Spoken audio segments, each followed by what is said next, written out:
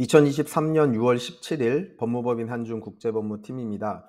오늘 외국 기업의 한국 시장 진출을 진행을 할 때 이제 법인이나 지점을 설립하는 그런 경로, 절차, 장단점에 대해서 살펴보겠습니다. 우리가 흔하게 알고 있는 뭐 라코스테라든가 스와로브스키라든가 LVMH, 루이비통이죠. 뭐 프라다, 뭐 그런 이제 여러 이제 외국 브랜드들이 한국 시장에 진출하는 그런 상황들 때 이제 법인이나 지점을 생각하는 경우들도 있고요.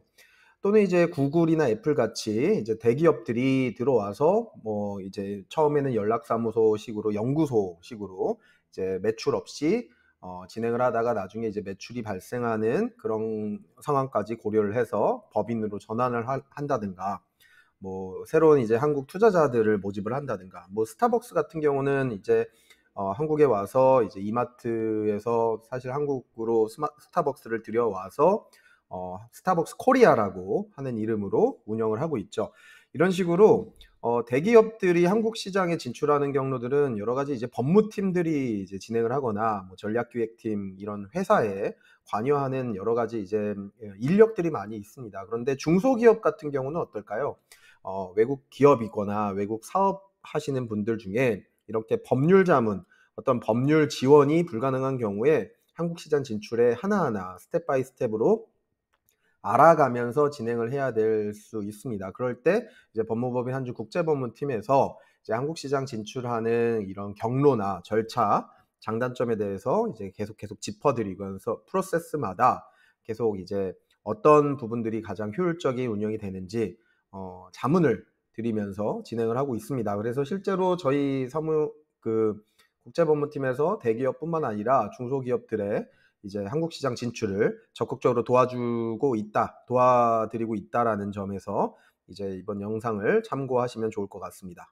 화면에 보시면 국내 법인 설립 절차를 좀 진행을 해봤습니다. 외국 기업이 국내 법인을 설립하는 경우는 외국인 투자자, 그러니까 외국인 주주입니다. 외국인 법인이 될 수도 있고요.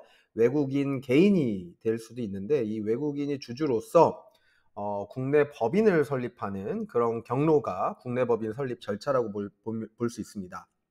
그런 경우에는 이제 우리나라 정부에서, 대한민국 정부에서 외국인 투자 촉진법이라는 그런 부분에 따른 이제 여러 가지 혜택을 받을 수 있다라는 점.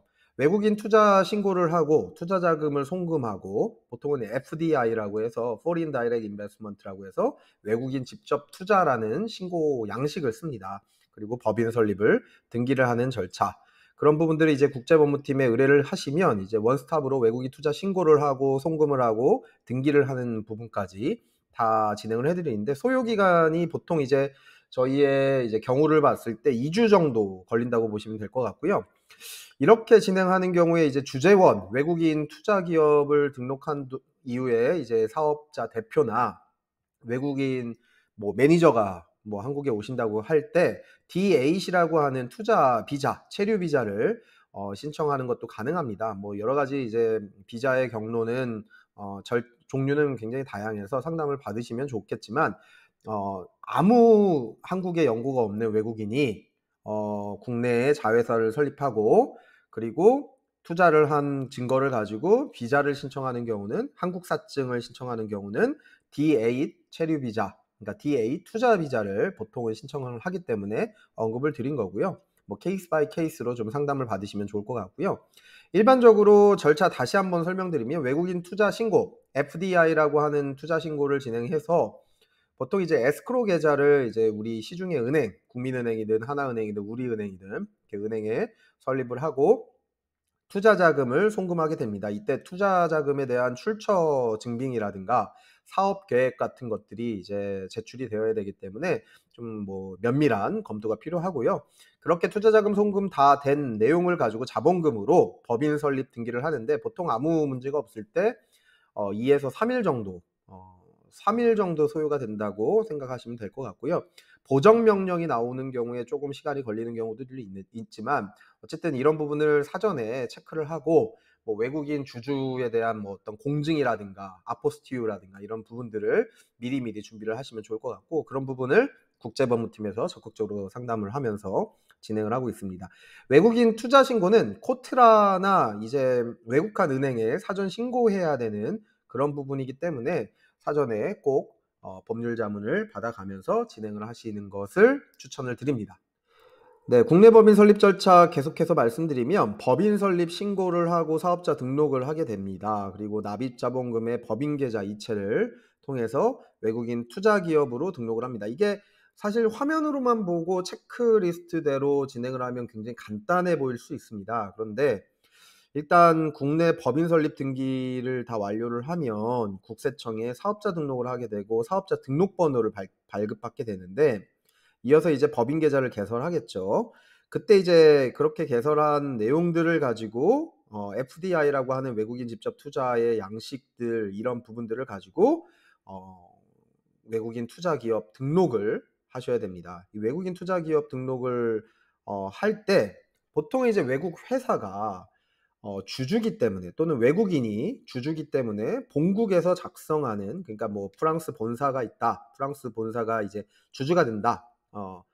그렇게 되는 경우에 이제 프랑스 본국에서 작성하는 뭐 아포스티유를 받는 경우들도 있고요. 만약 본국이 그 해당 국가가 외국이 아포스티유 미체결 국가인 경우들이 간혹 있더라고요. 아포스티유 체결이 서로 되어 있으면 문제가 없는데 체결이 안 되어 있는 국가 같은 경우는 일반 공증을 해서 한국 영사관이 있을 거예요. 그 지역에 한국 영사관의 공증을 거쳐야 되는 그런 어떤 까다로운 절차들이 있으니까 미리미리 준비를 하시기 위해서 이런 부분들을 법률 상담 먼저 받아보시고 진행하시는 것을 추천을 드립니다. 물론 이제 외국 기업에 이런 어떤 진출을 시작하는 뭐 법무팀이라든가 어떤 기업팀에서 당연히 이런 부분들을 잘 알아보실 수 있겠지만 사실 극히 이제 제한된 정보들이 많습니다. 외국인 투자 촉진법이라는 것을 잘 아는 경우들도 별로 없고요. 이런 FDI라고 하는 외국인 직접 투자에 대한 절차들을 잘 진행을 하는 경우들이 별로 없더라고요. 그래서 저희 사무실에서 많이 하고 있는데 저희 사무실에 연락을 주셔서 먼저 선상담을 받으시고 절차를 진행하시기를 권고를 드립니다. 아까 말씀드렸던 외국인 투자 촉진법에 대한 혜택은 이제 외국인 투자 기업으로 등록을 하시게 되면 당연히 이제 혜택들이 많이 있죠. 외국인 증권 취득 신고를 통해서 일단 배당금이나 주식 처분 대금에 대해서 해외 송금을 보장을 하고 있습니다.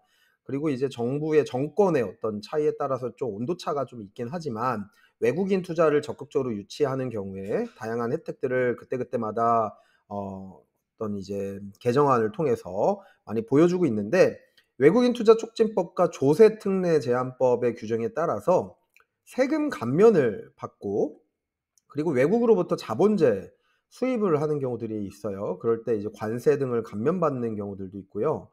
또 뭐 공장이나 뭐 큰 부지의 어떤 사무실 같은 경우에 사실 뭐 인천 경제자유구역 같은 경우 뭐 영종도나 송도 같은 경우에 그런 이제 실제 외국인들에 대한 혜택을 굉장히 많이 줬죠. 청라도 그렇고요. 그래서 이제 그런 입지를 뭐 분양을 받거나 아니면 뭐 렌트를 하는데 지원을 해 준다든가 그리고 이제 사실 이제 법인체다 보니까 뭐 국내 주주가 외국인인 주주가 있을 뿐이지 국내 법인으로 설립이 되는 거다 보니까 내국에 있는 어떤 이 법인이랑 동일한 혜택을 부여를 하고 있습니다. 그리고 이 임직원들에 대한 비자 발급 같은 그런 다양한 지원도 가능하는 그런 부분인데 그래서 이제 외국인인 경우에 외국인 투자 기업으로 등록을 추천을 하고요. 당연히 이제 혜택을 받으실 수 있든 없든 뭐 안 하는 것보다 나은 것 같습니다. 그리고 회사 매각을 하거나 이제 배당을 하는 경우에 일정한 절차에 따라서 해외로 이제 본국으로 송금을 해서 가져가는 경우들이 있는데 뭐 1년에는 뭐 기사 같은 걸 보면 외국인이 들어와서 뭐 수익을 내고 다시 본국으로 송금을 해서 가져가는 그런 경우들을 먹튀라고 먹고 튄다. 먹튀라고 뭐 이렇게 얘기하는 경우들이 있는데 사실 법적으로는 사실 문제가 없죠. 도의적인 어떤 문제들이 가끔씩 나오는 경우들이 있고 얄밉게 뭐 수익만 보고 도망가는 경우들이 있어서 좀 문제가 되기는 하는데 법적으로는 이제 외국인 투자 촉진법에 따라서 뭐 외국인이 자기가 자본을 투자를 하고 그 투자로 인해서 수익을 보고 그 수익금을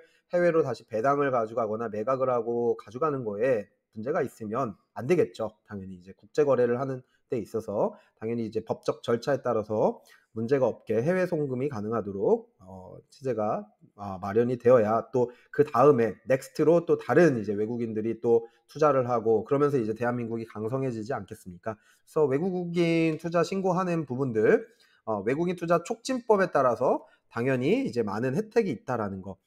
그런데 이제 반면에 화면을 보시면 국내 지사 또는 연락사무소를 설치하는 경우들도 있습니다. 그런 경우는 외국 기업의 국내 지사 설치를 통해서 국내 법인 설립 절차 없이 사업을 추진하는 그런 경우는 지사라든가 연락사무소를 설치하는 겁니다.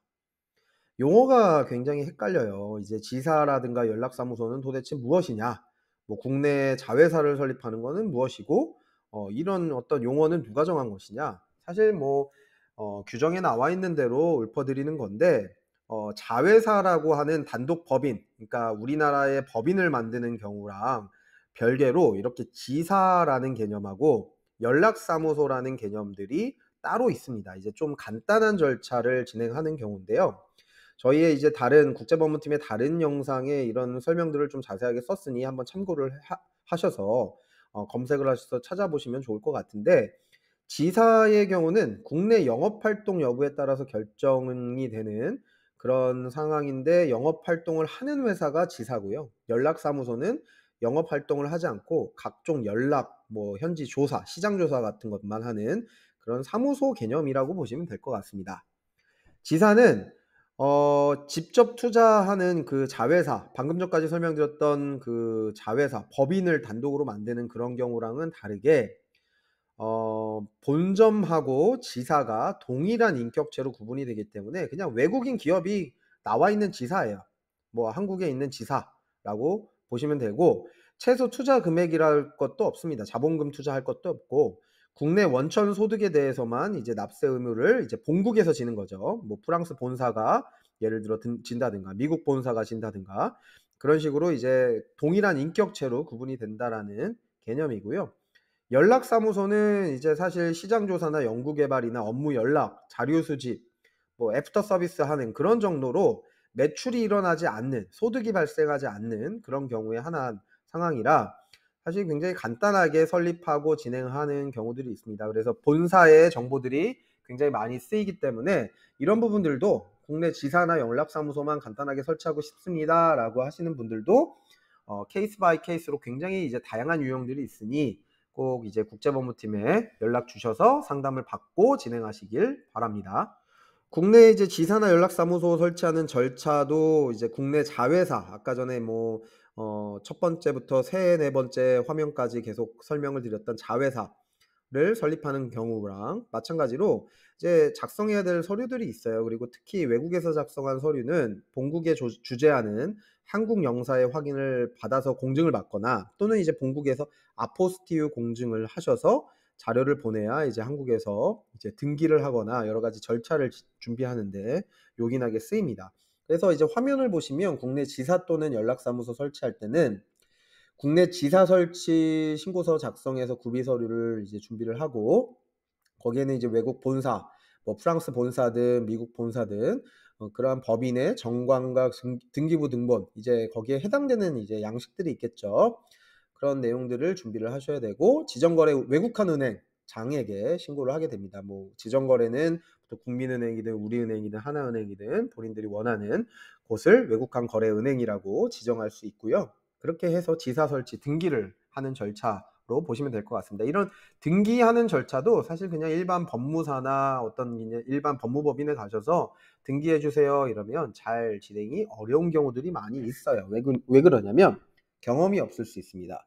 이렇게 외국인이 국내 지사를 설립하는 내용에 대한 경험이 없는 경우들이 많이 있기 때문에 여러 가지 시간과 비용이 뭐 2배, 3배로 드는 경우들이 있으니 꼭 국제법무팀에 의뢰를 하셔서 이런 부분들을 이제 철저하게 준비하시면 좋을 것 같아요. 이렇게 이제 외국 기업이 한국 시장 진출하는 것에 대한 뭐 간단한 설명을 뭐 드렸습니다. 뭐 너무 많은 설명을 드려봤자 뭐 케이스 바이 케이스이기 때문에 뭐 예를 들어서 뭐 중국의 화장품 회사를 하고 있는데 한국에 이제 지사를 설립을 하고 싶습니다.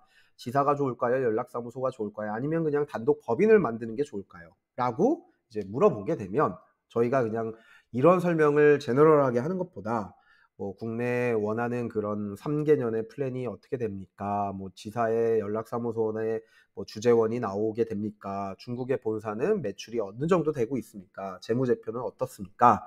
자본금을 투자하실 겁니까? 안 하실 겁니까? 수익 창출이 언제 발생합니까?